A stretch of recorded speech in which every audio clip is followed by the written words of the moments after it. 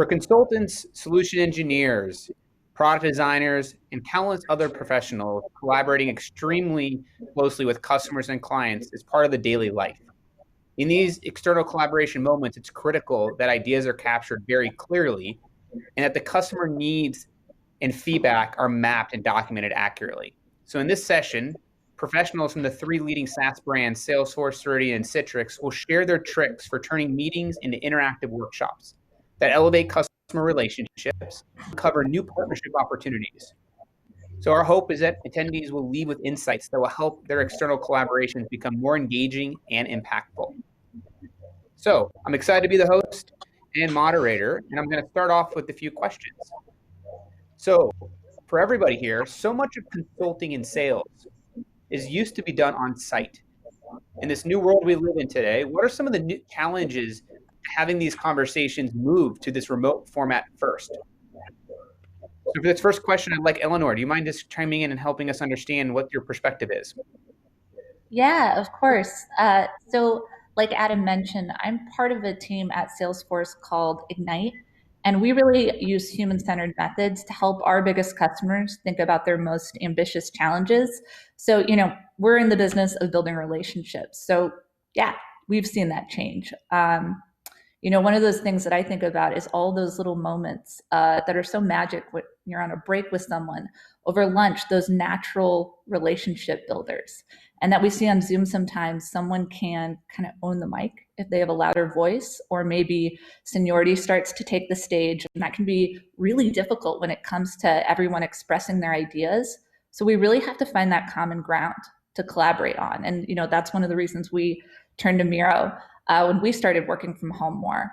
And one of those changes I think about too is that you have to be deliberate in your planning. You have to plan in a different way than you've planned before for these big customer workshops or work sessions.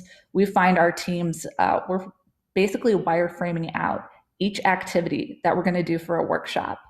And we're going through activity by activity. We're thinking about goals. We're thinking about the intent. And we're doing that even for icebreakers because it's all about getting participation and inclusivity. And, that's at the core of what we want to do at Salesforce with our customers. Some of the challenges that your teams are facing right now and having these conversations move to a remote first world. To be here, Adam. So I would second a lot of what Eleanor said that we have. And to her point is a lot of people have great inputs from different perspectives. And when you're trying to communicate over a Zoom call or any sort of teleconferencing system, it's really difficult to liberate those people to provide their different perspectives. And especially the case when maybe they have challenging and conflicting perspectives. A lot of times in a solution sale situation, it's so important to gather all the different opinions and come up with a solution that meets the needs of everybody.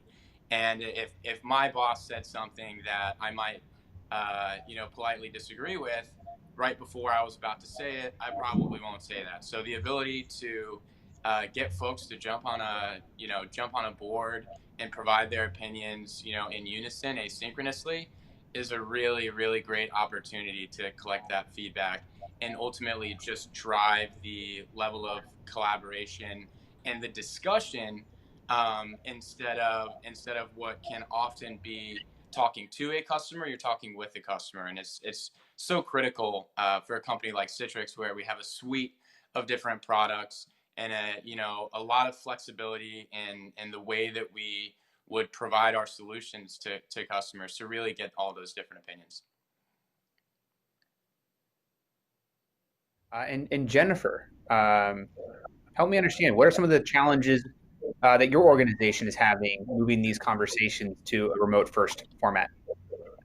Sure. First, thank you so much for having me. It's an honor to come and share what we're doing at Ceridian, especially in the sales organization, which I'm a part of, amongst these other amazing companies that are here. So we were lucky in the beginning of this year when this whole kind of forced 100% remote environment started, that we were already a digital first company as far as our technology approach was. And we had a large population of remote workers, especially the sales organization, that were already set up to be able to work from home. But our sales engagements were largely a mix. Some meetings would be remote, some would be on site. And I think in the beginning or pre COVID, we would take a casual approach to those virtual meetings because we had already met these people on site. We would be meeting them on site in the future. But when you're in a 100% remote situation where the end-to-end sale or engagement is all going to be remote, it brought to light that we needed to elevate our game there and figure out how to make that personal connection digitally. And so where people might have been very lax with their cameras in the past, cameras were now on. And then it very much came to light, how do we make this an interactive, collaborative process and continue to make that personal connection to make sure that our customers and prospective customers were heard in what was typically an on-site whiteboarding session, which led us to introduce the interactive whiteboard with our digital meetings, and it's been very successful so far. It's hard to say it's not hard to have a good meeting when you've got the right tools in place. Awesome. I could not agree more. We'll dive a little bit deeper into that, into what actually that means. Like when you talk about an interactive meeting, when you talk about bringing the voice to these conversations. And so I'd like to now dive into some specific questions and show some examples. And I think that's what will help this all come to life. So the first one, Eleanor, your group at Salesforce is essentially a digital transformation consulting group for some of Salesforce's biggest customers. And so I'd love to know why is visual collaboration so important? And I'm gonna walk through your example that you have here so that everybody that's watching can understand what exactly you're referencing. Great. Sounds good. So visual collaboration. Yeah, visual collaboration has been so clutch, I think, for our group when it comes to working remote. Just to kind of reference Zoom again, when you go from Zoom to Zoom, you start to kind of create this Zoom fog, if you will. And so, we as a team, and we're a team of researchers, strategists, designers, we really asked, how do we start to make our workshops and our work sessions memorable, engaging? How do you break that Zoom fog, right? So our goal was really to help make things stick during that meeting, but to carry the conversation forward even after. So we've driven what we're calling these experiential Miros. So you're looking at, so this is a pretty zoomed out view, but you're looking at a campsite Miro template we developed at Salesforce. So Salesforce loves forest, national parks theme. So we embraced that and we decided to make a campground that you're seeing here. So this was a really great kind of engaging way early on. And this has actually been a template that we've created. It's a workshops. We've shared it out across the company. There's account teams using it. So what you see here is we start with a base camp. There's a pre-work area so customers can get in before the work session, complete their pre-work, learn how to use Miro. We've even made a custom video to orient them to the board. And then we'll move on. Each template, you can kind of build your own campground, but it has a few core pieces. We have an icebreaker. This part is one of my favorites. This is the reflection pond where we reflect on the project progress thus far. And then we'll even move people into brainstorm breakouts. We'll utilize some sort of breakout feature in Zoom or Hangouts. I think my favorite part, though, is when we talk about participation, we talk about getting people engaged. We share out everyone's ideas around a campfire at the end. So we literally go in a circle and we share out the output of that workshop. We'll even play Spotify forest noises for when people get on the session. I'm telling you, it's the best icebreaker to get people kind of feeling like they're part of this experience. And we're seeing great results and outcomes from these meetings, but we're hearing it from participants. They're telling us these are the best meetings they're getting on, and they actually want to go to another one. That's kind of strange, right? So I realize maybe not everyone has resources to build this type of thing on their team. I lead a design team, but there is one cool little hack I want to share today with everyone. you can change your background color pretty easily in Miro, and it can start to make your Miro feel more experiential. So basically, just make a big rectangle, zoom out, scale it, and keep scaling. I mean, you could go endlessly because of endless zoom, but get it to a specific size. Send it to the back, super lock it. Now you have an experiential background, maybe in your customer's brand. So, I just think of visual collaboration and thinking about designing the meeting that I'd want to go to.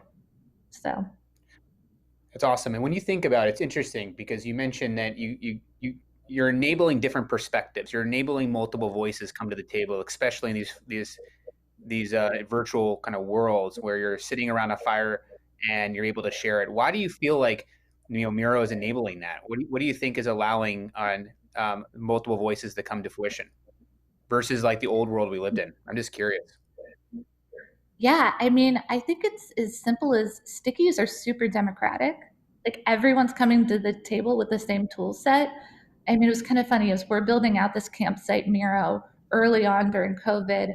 I'm playing Animal Crossing and I'm seeing the parallels of just everyone showing up as an equal, with the same tools. And I think there's something there. It's awesome. Thank you. Thank you for sharing. That's an incredible board. We'll need to get that into the Miroverse as a template so that we can share with everybody else. Amazing design skills there. Kevin, you told me an interesting story about your CRO actually requires your sales reps to complete a certain number of whiteboard sessions every month. Why do you think whiteboard is so important to the sales process that you have?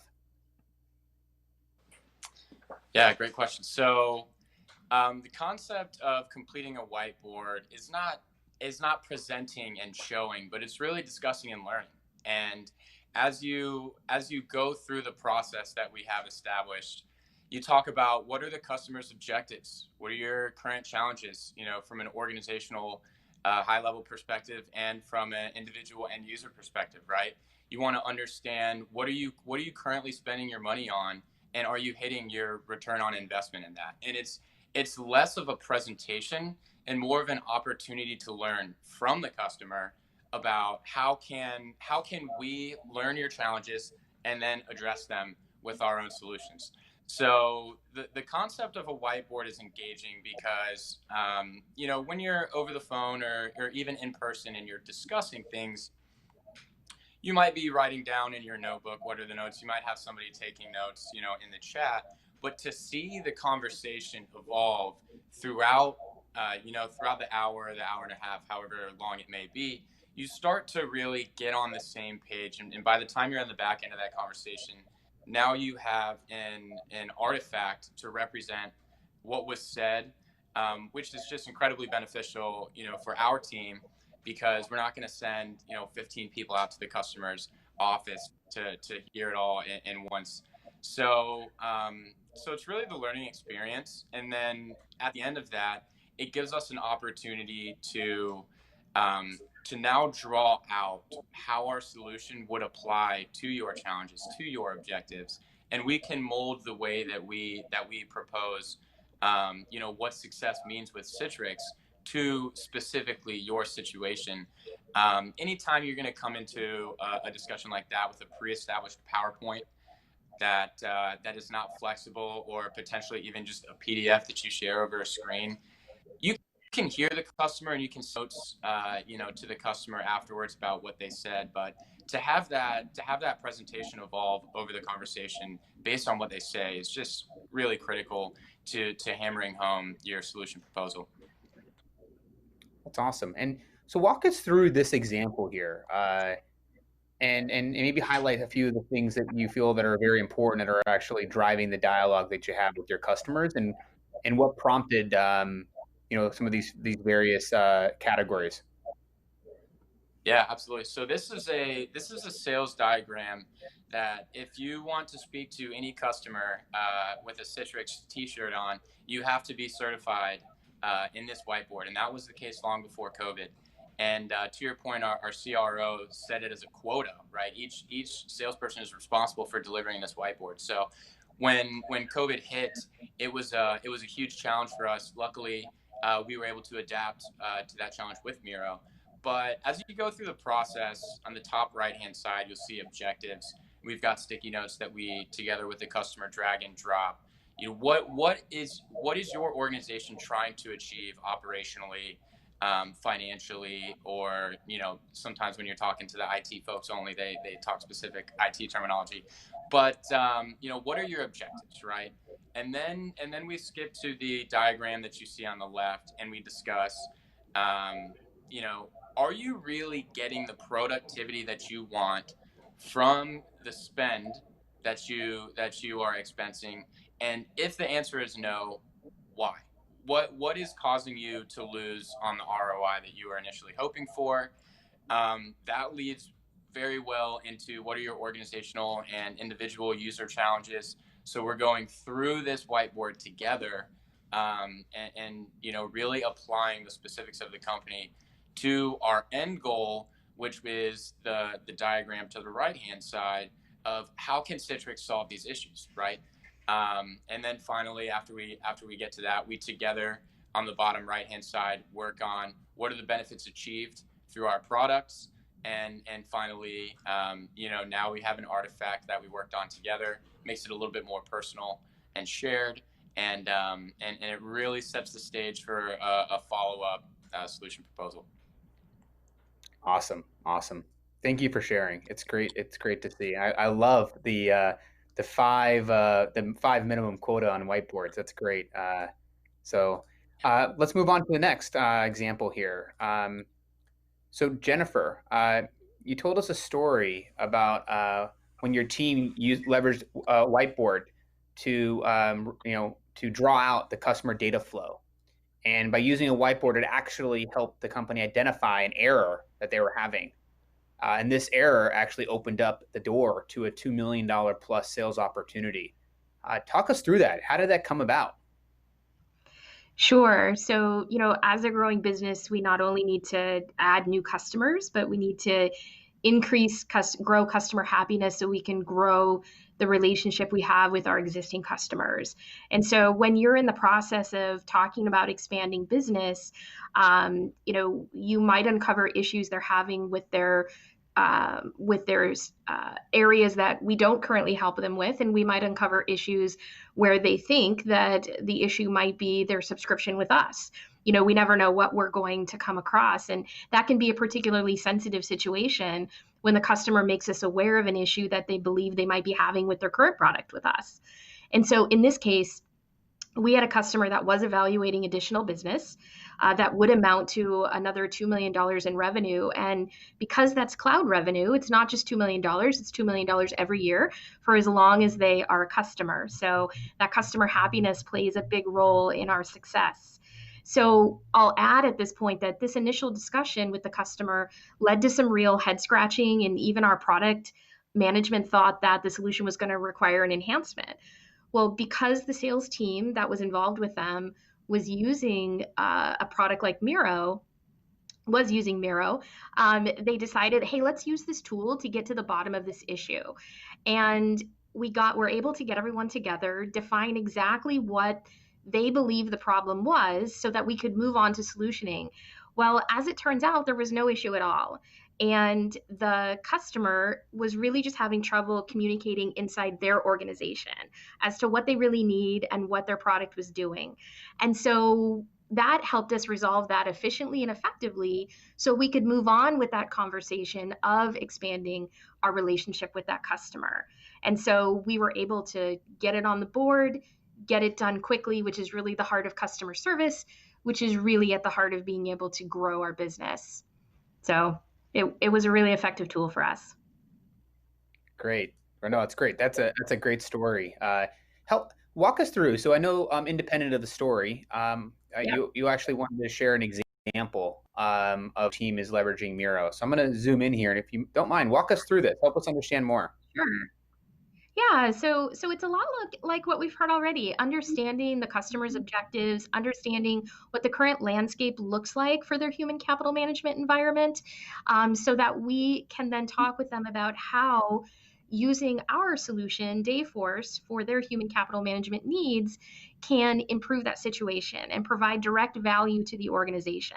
And that starts with understanding what their needs are. And so we use Miro to change that conversation from more interview style to a more empathetic conversation. This is really a people conversation. And so understanding what drives them from a people standpoint, not just a technology standpoint, sets us up to be able to bring in the right solution and tackle both the technology side and the people side. So what you're seeing there is just a simple whiteboard that we can put in front of them instead of just taking notes on our computer. And then the template down below that covers the various areas of human capital management. So we make sure that we have the right scope for the opportunity. And then we can easily export that and return it back to the customer, to the prospective customer, so that they have a lot of confidence that we heard them, which really sets us up for success in the rest of the evaluation. It's awesome. Great.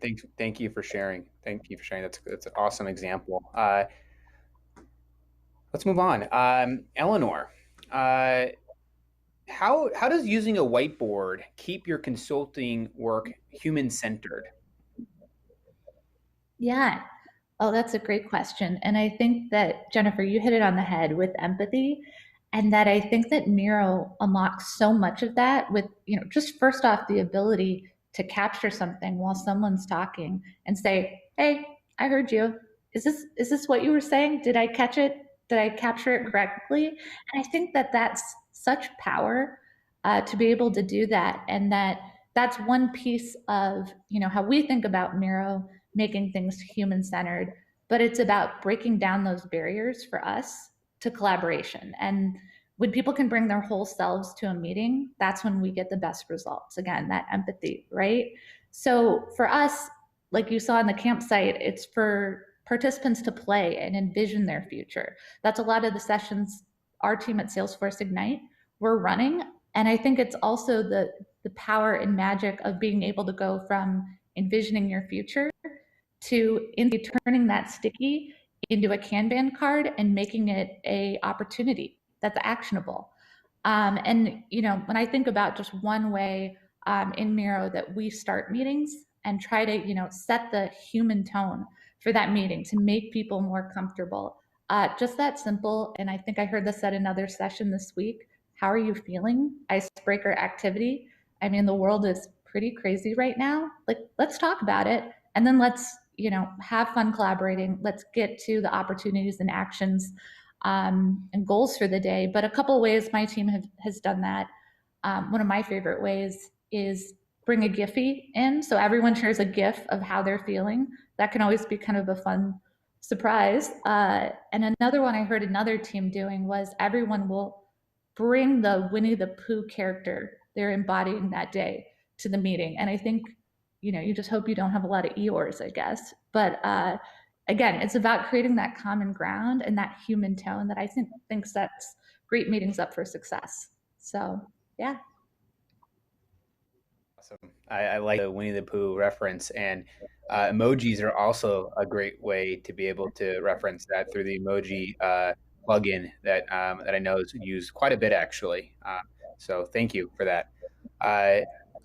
Let's move on to another question here. Kevin, what reaction do you get from customers when they're on calls in which whiteboards are being used? And do you get a feeling that how do they get that feeling that they're being really heard? Yeah, good question. So the reaction in general, I would say, is just so much more engaging. And to Eleanor's point, when you can take an answer from them and then work together, how should we write this down? How can we dig into your answer together and make sure that we really capture what you're trying to say here? Obviously they can see visually that we are hearing them and we're working with them to better understand.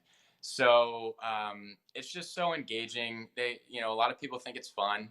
Let's grab a sticky and move it around. And a lot of people say, "Oh, this is so cool." I've gotten feedback where, sales is a little upset that they spend so much time talking about Miro. They're like, "When can I get to my presentation?" So just really overall engaging. It's different. PowerPoints and PDFs and Word documents played out. you want to be something different. And what Citrix sells, and our really our motto and our claim to fame is work anywhere.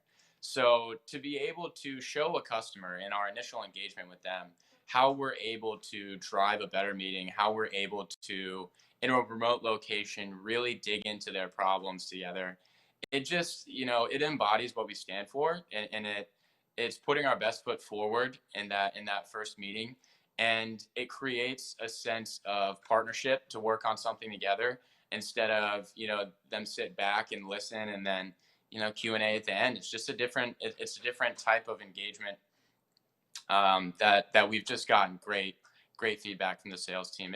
And further, I know we're talking about external collaboration here, but similar story on the internal side as well. Technical teams across Citrix are dispersed through. We have a large presence in India, a large presence in EMEA in Europe, and it's just so difficult to engage some of the folks on the phone. Again, that as we're drawing out the whiteboards, they've got their phone this close to their eyes, trying to zoom in. What'd you write there? What'd you say there? Just overall engagement for everybody, external and internal, has just been really raved about through the use of the tool. That's a great point. And I hear that a lot talking to customers, is that, it's one thing to be sharing it with just your customers or prospects, but then it's partners, right? It's vendors. It's really anybody externally within the organization, but externally doesn't just mean outside of your company, right? So external could be outside of your department. And how do you collaborate when you're in sales with product, with the marketing teams, with the customer success teams, with the pre-sales teams? There's so many different ways that you collaborate every day, and it doesn't just mean that you have to stay. It's really opening up this world of silos that get created in organizations as you get larger and bigger, and this opens up that information flow. And so that's what I'm hearing, which is really great to hear that all of you are feeling that same way. Thank you, Kevin, for sharing. Jennifer, you told us in prep that one of Ceridian's initiatives is to provide employees with technology that they love to use, and that's a favorite thing for me. And so can you tell me why this is such an important initiative for the company? Yeah, well, to start, it's really very simple. It's because we have to practice what we preach.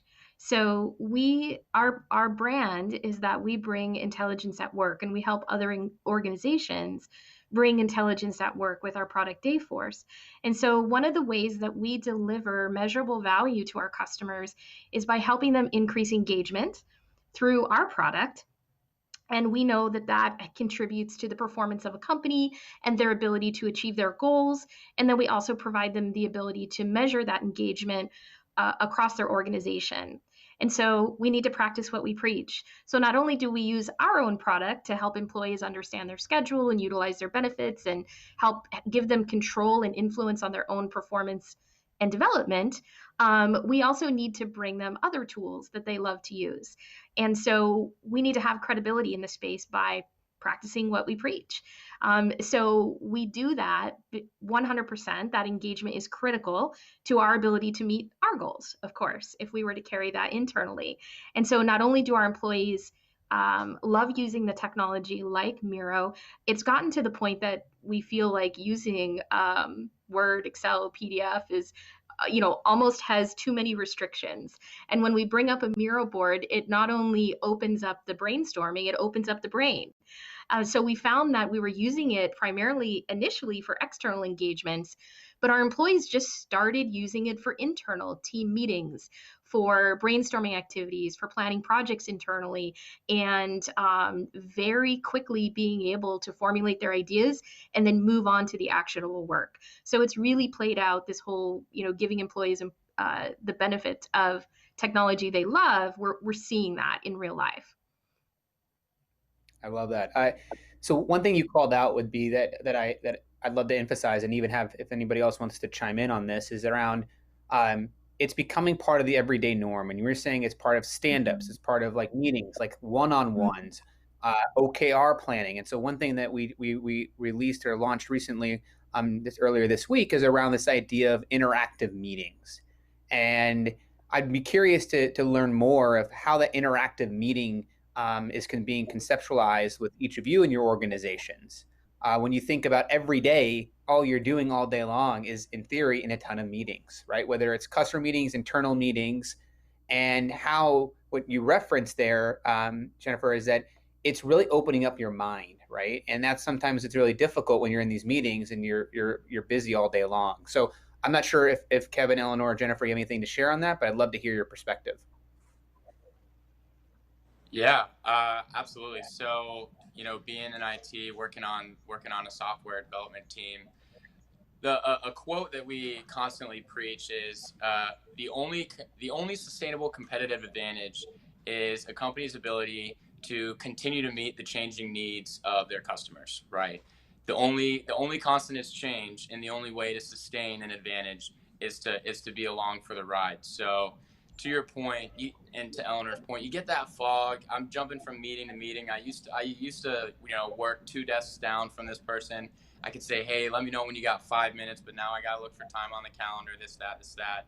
You can really just get drained out. So the ability to work on a board together, I'm going to steal your Winnie the Pooh idea. Just the ability to have those icebreakers or things like that really, can brighten a day, and it can, a small thing that can go, further than you may expect is to just make people's voice heard, and that's definitely what Miro can help us do. Yeah, I'll add on kind of the story there, Kevin, with just kind of like brightening people's day and thinking, Jennifer, what you were talking about with internal employees. So around end of February, March, we had about 30 to 40 global new hires. And I was planning out our big event to get everyone onboarded to our team, working with a great team of, again, researchers, strategists, designers, all thinking about how can we get our content to all these new hires? How can we get them immersed in what we do? And we were going to fly everyone out from around the world, India, Singapore, to San Francisco for this event. And then COVID hit, and we had to kind of figure out what to do. We called it Flight Academy, and we built out this giant space themed Miro. And what we did is we led each hire through missions. Some were about content to get them up to speed, with what we do at Ignite. Some of them were actually just team building activities. And then for some of the activities, we would run concurrent video calls where we would ask them to do things on Miro during the call. And then we would do those for two different time zones because it was global. But then we could put that recorded content into Miro. So for us, I think that was an early unlock of like these asynchronous global meetings where we're all benefiting, and that this is a new format to have an event in even. And so it was really exciting, I think, for us early on to think about, interactive meetings. I love that, and I actually maybe before Jennifer you jump in on your answer, but is that you shared that here, right? And so one thing I just want to like emphasize is like this is the mission boards that you created, Yep. which is awesome. So and I also want to like, oh, go ahead. Oh, sorry. One thing we did at the bottom, we even badged people for going through each board. So we said, okay, you finished this board, we're going to give you a badge, and we're going to mail you a bag of swag at the end. So we kind of gamified it a little too. So yeah.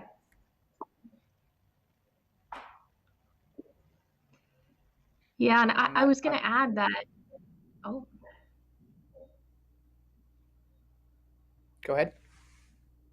I was going to add too that internally we're seeing just a lot of Miro come up on the fly. So the output looks different from every meeting, and that's helped keep it interactive because again, it doesn't feel like the same old thing, even though it's a lot of Miro. And we're noticing that we're more tending to bring up a Miro board, even a blank one, when we feel like we've exhausted what verbal communication can do in a meeting. And then the second thing we're finding is that for project planning, sometimes we have an objective that isn't quite clear, and some people are jumping to solutioning and planning. And so when we bring up a Miro board and we start putting the ideas together about the project, then it becomes just kind of like clay. We're just molding it until we all get to the point where like, yes, this is the project charter. These are the milestones. These are the objectives. And then we can start executing on it. And then amongst that, not everyone is able to come to that meeting all the time. So we share out the Miro board, people give their feedback. And what probably would have taken weeks before, we get that project off to a good start in just a matter of days, which means that we're going to accomplish that outcome much sooner. So that's been a great experience as well. That's awesome. And speed is something that I actually feel the same way too. When you think about projects, initiatives that take a lot of time, a lot of unnecessary meetings in some cases to continue to stay on the same page. Having that free flow in a whiteboard type of environment allows your ideas to come together, but in a more effective ways when you're working asynchronous, which is off on the offline side. Well, perfect. Well, thank you. That was great. Um, and I'd love to start getting to some questions here in a few minutes. So for those of you that are listening, if there's any questions, please post them to the Slido.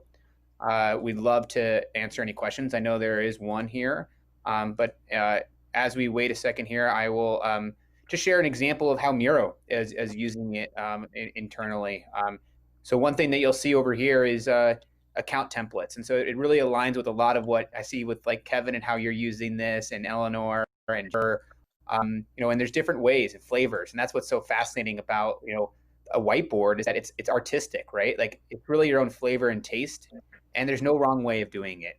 And so at least what I can share here is like, this is how we're doing our account plans. This is how we're understanding who the organizations are that we're working with across the globe. And so it drives interactive discussion. It drives simplicity. It drives clarity into how we're working with our organizations. And so it's something that, I'm looking forward to making this part of our Miroverse templates. It's something that we use internally as a best practice. And so it's something I want to highlight at a high level. Perfect. So I'll go to some of the questions here. The first question that I have is, why is Miro more suitable for remote work than Zoom? Which is a very good question. And so, I could definitely give my perspective on that. But does anybody want to jump in and give their perspective? Sure. And I don't know if they're referring to the whiteboarding functionality in Zoom, but we use the two together. So we find that Miro has a lot more features and functionality, so we can effortlessly get the whiteboard portion of the meeting done. Whereas the whiteboarding in Zoom is got a few features and it might be good for a few use cases on the fly. But we use Zoom because they're great at virtual meetings, and we use Miro because they're great at whiteboarding, and we have no problem using them together.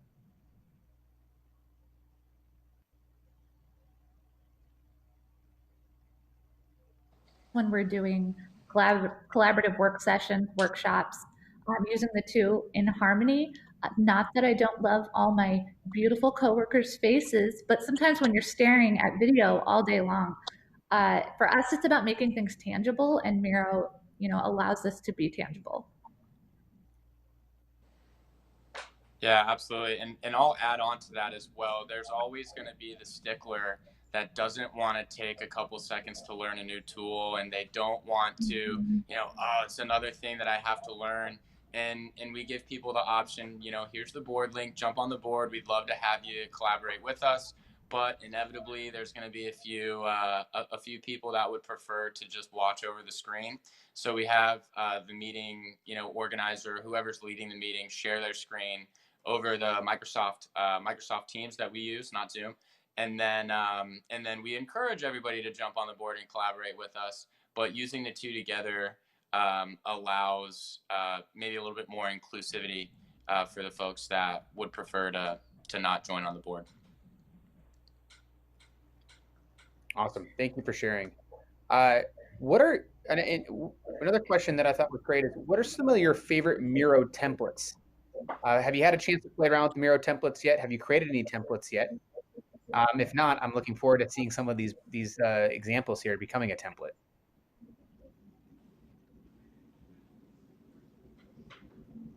So the initial use case that we had for Miro before COVID actually was PI planning. So in Safe Agile, it really preaches the importance of getting everybody in the same room. So our engineering department was spending a good portion of money on travel expenses, getting people from all over the globe into one location. And we initially identified it as a cost saver and not an absolute necessity, which we kind of look at it as now. So the PI planning templates and all of the different agile templates, whether it be sprint planning, retrospectives, things like that, are great. Another concept that we've really grown to love is we pulled it from the Miro verse and put our own spin on it, is impact mapping, where you identify the different personas that are going to be impacted by a technical change or a process change, and you dig into how is this going to impact them? What do they need to know to be successful after this impact? What is the documentation or potentially the training that we can put together? And and speaking from someone in IT, it's so easy to focus on the X's and the O's and the actual details of the tool. And then when you go to release it, you say, why don't people love this? And it's really important at the initial stage and throughout the course of the project to explore how is this going to impact my customers. So I'd say the agile workflows and then just the general impact workshopping has been a huge benefit to us. That's great. And I'm also curious too of like how you're thinking about leveraging the template functionality, right, to be able to scale your use cases across the entire organization. And so I assume, Kevin, from the requirement from your CRO around the necessity to use the whiteboard sessions, I assume that means that you're going to be templatizing those whiteboards to be able to allow it to be scalable, so there's consistency across your entire sales organizations. Is that accurate? Absolutely. That was how we kicked off our training. It was before we even talked about Miro.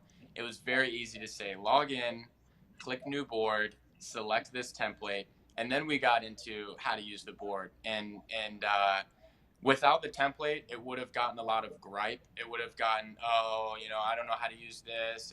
It's finicky. It's finicky. There's always the folks that prefer to use what they're comfortable with. And by driving it from day one, driving training and applying the tool through the use of a pre-established template, got people familiar with the tool. Now everyone's putting their different flavors on it. You see different teams are adding certain things, whereas other teams are sticking specifically to the template created. But it was a great opportunity to kick off training and really introduce people to the tool in a way that they could immediately see how is this going to impact me, right? I can see the whiteboard that I've been having such a big problem delivering in the first 30 seconds of my experience with Miro. It was really helpful in that introductory stage. Awesome. How about Jennifer, Eleanor? Yeah, I can chime in on a template standpoint. I think, we were inspired by some of those design sprint templates that Miro had that were fantastic. And I think, we've evolved different things for different customer meetings. And, I was talking to a teammate the other day and he said something I think that was really interesting, just kind of looking at where we're currently at with the workshop templates and things that we've created, is that we've been in go mode for a while, like adapting kind of one design sprint template or, taking workshop pieces and creating them for individual customers. I think we're about to see a moment where, we start to look at best practices across those templates and work sessions that we've made. Because some of those things are starting to pop up. We have best practices in getting people to ideate. And I think getting those more broadly shared and in one place is, I think, a goal I have. And, he said that really resonated with me. One of those best practices I think about is when you're getting people to ideate, we always say one idea per post-it, but we'll group 2 post-its together. We'll go, maybe a yellow one on top and a white one on bottom. And the top yellow one is the title of your idea. And then you tell us what your idea is on the bottom. And it's just the simplest format, but it works. And we've proven it out. So yeah, we're excited to, keep sharing what we're doing and keep sharing those best practices. How are you, Jennifer? That's amazing. So we are very early in incorporating a comprehensive whiteboarding tool in our processes. So we've created some basic templates, and I am, absorbing all of the tips from the others that have been doing this much longer for us. But one of the ways that I personally use templates the ones that come with Miro is I go in and look around in there because it gives me more ideas as to the ways that I can use Miro that I don't have to stumble across or figure out myself. So we've used the existing templates as inspiration to make sure that we're getting the most value out of the tool so far. Awesome. That's great. Another question I thought was good. It was good. Was what are the Miro use cases for the sales team? And I can kick that off, and I think a lot of these are some great examples we are talking through here. But a high level, like what comes to mind, at least how we're leveraging internally here, is we use it for everything. And I think that we're of course going to be the highest adopters. But when I think about it, we use it for joint success plans, mutual success plans. We use it for uncovering discovery, making discovery interactive, and that's part of what the templates that you all were sharing is that instead of discovering being interrogating and asking a ton of questions, we now can uncover a lot more, let ideas open up. At the same time, you can make sure you hit on every point that you're trying to get done because you have these templates and questions that enable that to happen. We also use it for account planning. So that was the template that I shared there is understanding what's happening in an account. What's the life cycle? Where are the opportunities to expand it? Where are the challenges and where do we need to address it? Who are we connected to? There's a lot of ways to be able to drive organizational hierarchy and to understand where you're connected within an organization to ensure that you're getting the most out of it. We also use it here for forecasting, which is, I would say, an interesting component. We use Salesforce to do all of our data, but then we pull that out and we actually use Miro to add stickies and comments to be able to take action on the data and make it more interactive as part of our dialogue as we're going through our everyday cadence. So those are a few examples of on the Miro side. I'm curious, Kevin, Jennifer, and Eleanor, if you have any other examples of some use cases that you're seeing in your sales orgs. Yeah, absolutely. So we don't necessarily look at it as how can we apply different use cases. We consider the conversation with the customer as the use case, right? So a huge initiative here at Citrix is to present our company as one. We're referring to it as one Citrix. So as we go through the customer journey, we're going to engage the customer. We're going to go through the discovery phases of not only their pain points and their challenges, but as we dig in deeper, what are their current infrastructure issues? What are their current goals?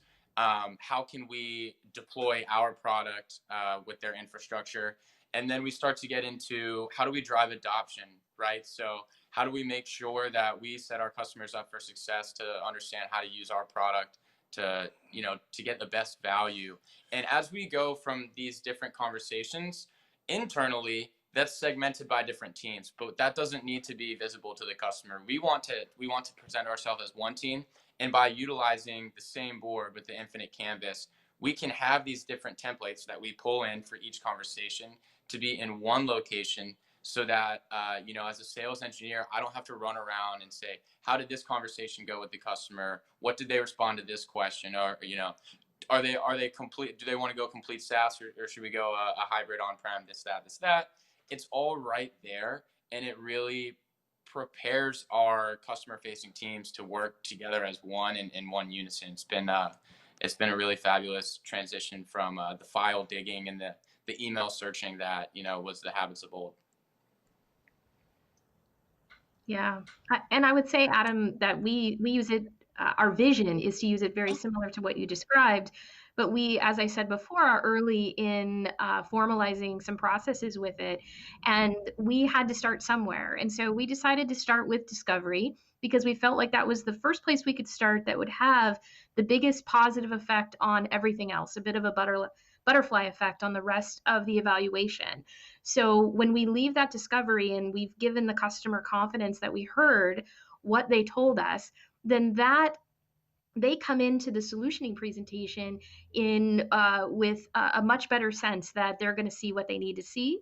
And then when they contract with us, we can easily pass that information on to our global customer office, who's going to activate them and support them so that, again, they don't have to repeat themselves and all their requirements in order to actually implement it. So it's kind of like that One Citrix. It's a similar philosophy, that One Ceridian, but we had to pick a place to start, and we felt like discovery was going to move the needle the most, and then we'll work on expanding that.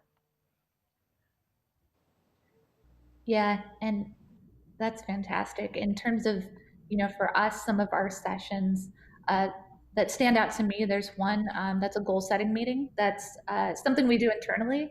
It's the way we set goals as a company. We call it our V2 MOM: vision, values, metrics, obstacles, measures. And that's a session we run again. We go in, it trickles down from Mark Benioff internally, but it's a session we run with customers. And that to have a template where we're able to run that session is so valuable across teams, across accounts. Awesome. Thank you. Yeah, I think that just to emphasize that point, like when you're thinking about like planning processes and even like, executive briefings or think about OKR planning and however you want to call it, it's fascinating to be able to see externally, internally, how the mapping of all the goals align to each other from every department within the organization that then maps back up to the company objectives. And it's very difficult to see that in any other way, but to have this infinite canvas to be able to visualize it. So that's a really good call out. Well, great. Well, let me see if there's any other last questions here, and if not, we can let folks go a bit, have a few minutes back in their day. So we have about 5 minutes left here. I'll ask one last question. Do you feel that the facilitator skills are more important now? How do you learn to become better at that? It's a great question.